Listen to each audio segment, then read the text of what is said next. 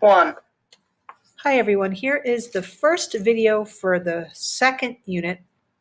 So this is sort of the events leading up to the American Revolution and how the crisis with England gets worse. So one of the first things that got the colonists all riled up was the Revenue Act of 1764.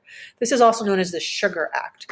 The Sugar Act revolved around the taxes with molasses. At this point, French molasses were cheaper to British molasses, so the colonists started purchasing that. But the British weren't too happy about it. And molasses was really important to the colonists back then.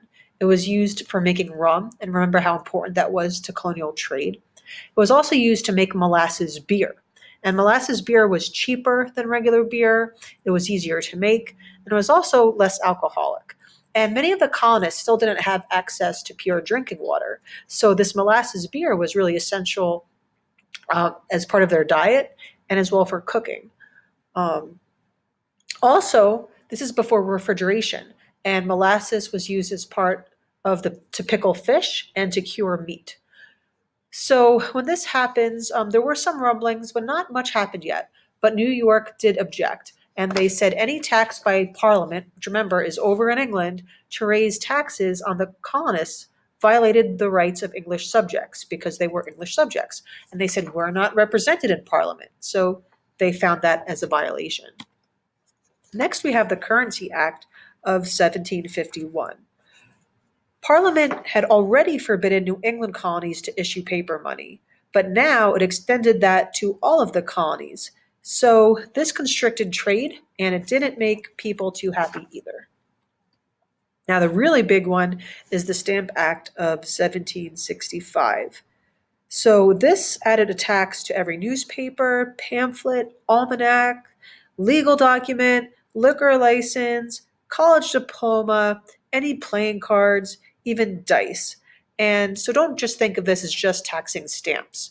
Now, England basically gave the colonies a year to find another way to raise taxes, but it didn't really work. So the Stamp Act became effective in November of 1765. And the colonists reacted in a whole bunch of different ways at first. Some were like, whatever, but they submitted to it because what else are they going to do? And some really were defiant about it. And this reaction, it shocked the British government and also shocked a lot of the colonials. So especially in the cities, the defiance included the destruction of property from many of the people. And basically, it was setting the stage for the 10 years leading up to the revolution of all the people here. So we have the Stamp Act riots. In 1764, the House of Burgesses, remember we learned about how important that was, it objected to the Stamp Act, the stamp tax. They believed it was their inherent right to be taxed only with their consent. So Patrick Henry, who was only 29 years old at the time, he became a very famous orator. He gave many famous speeches, some of which we'll be reading. And he gave 7 resolutions against the Stamp Act. Now, some thought these were too extreme and even treasonous, but 4 of them became debated as the Stamp Act resolves. Now, only about a quarter of the Virginia legislators voted for these resolves because many of them left already. But within a month, newspapers of all the other colonies were publishing all of the resolves and sort of, going along either with or against. So this brings a lot of attention to the matter. Governor Francis Bernard of Massachusetts, he called the Virginia resolves an alarm bell for the disaffected. Now, you're going to hear the term alarm a lot leading to the revolution and during the revolution and during the founding. What was an alarm? What was this signifying to the colony, to the empire, to the world? So this is the first time we really see the use of something being an alarm. So I wanted to pay some attention to that. So the Stamp Act riots continue. In 1765, they hung the stamp distributor Andrew Oliver in effigy. Now, that doesn't mean he was hung, but like a what do you call it, like a mannequin or something of him was hung. They destroyed his new brick office, and mansion. Now, Thomas Hutchinson was, I believe, the brother-in-law of Andrew Oliver. And I should probably help if you knew who Andrew Oliver was. He was the stamp distributor. Oh, actually, it says that. Never mind. An area. Well, Thomas Hutchinson is the vice governor there. And 12 days later, they stormed his home. Um, Earlier that day, a bunch of protesters began to gather in King Street, and which is in Boston, and they had a bonfire and they were drinking and they were discussing, all right, we already sort of destroyed Andrew Oliver's home. What are we going to do next? And they discussed some other people's homes, like Benjamin Hallowell, who was the comptroller of the customs for Boston. They broke in his house, they tore through his papers.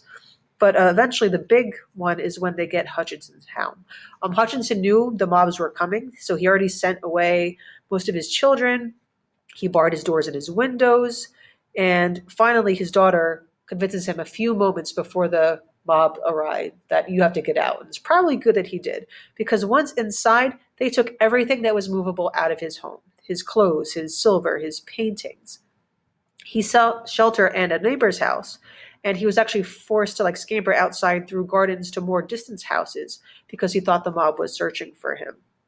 By 4 in the morning, um, it was reported that one of the best finished houses in the province had nothing remaining but bare walls and floors.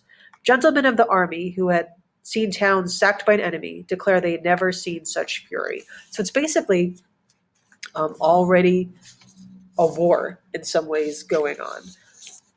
So Hutchinson reacted to this, and he would record, "I did not approve of the Stamp Act, but but I had never seen an opportunity since the repeal of it when government could have conceded to the claims of America without admitting their total principle of independence." In other words, he wasn't the one who approved it, but he saw himself being attacked by it. He saw that he was a servant of the crown and doing what he was bound to do. This loss of property really made him upset, and he became more distrustful, I'm stumbling a lot here, of the residents of Massachusetts. So you see tensions heightening. Now you have the Stamp Act Congress, which meets in New York in October of 1765. This political cartoon you saw in your SGO, and we'll go over this again later, but it's about the short life of the Stamp Act. And why it was eventually repealed is because of the Stamp Act Congress, where 9 colonies met in New York. Now, this is important. That's why I put it in larger font and a little star. It was the first self-initiated intercolonial convention. So basically, this is the colonies coming together, sort of like what Ben Franklin wanted to do with the Albany Plan, but it didn't really happen. Well, now the colonies are meeting to address this Stamp Act. And the British noted that, and they saw that this is a dangerous tendency. And they saw if these colonies stick together, we might be in for a little bit of trouble. They decided that it was the right for Parliament to legislate for the colonies, but they said that they couldn't really tax us directly. You also see the emergence of the Sons of Liberty with all of this going on. They were basically the resistance of the time. They were composed mostly of artisans, shopkeepers, and really ordinary citizens. By late 1765, crowds all over the colonies were convincing stamp distributors to resign. Colonists defied Parliament's authority even more directly by forcing customs officers and officials to open ports and courts for business without using those hated stamps that were required after that certain date. So this took a lot of pressure. It took mob action, but the Sons of Liberty were very persistent, and they usually got their way by going outside of their law. And finally, today we have the Declaratory Act, and this was from March of 1766. Now, Parliament debated whether the Stamp Act should be a thing or not after they saw the extreme and violent ways that Americans were responding to it. So they did vote to repeal the Declaratory Act, but they said, we still have the power to enact laws in the colonies in all cases whatsoever. So it's like, we'll let you go this time, but we're still the boss. So basically, the crisis passes, but nothing is solved, and you'll see that things continue to heighten as time goes on. So this is a quick overview. We're going to go over some of these details in the in-class assignments, and I'll see you then.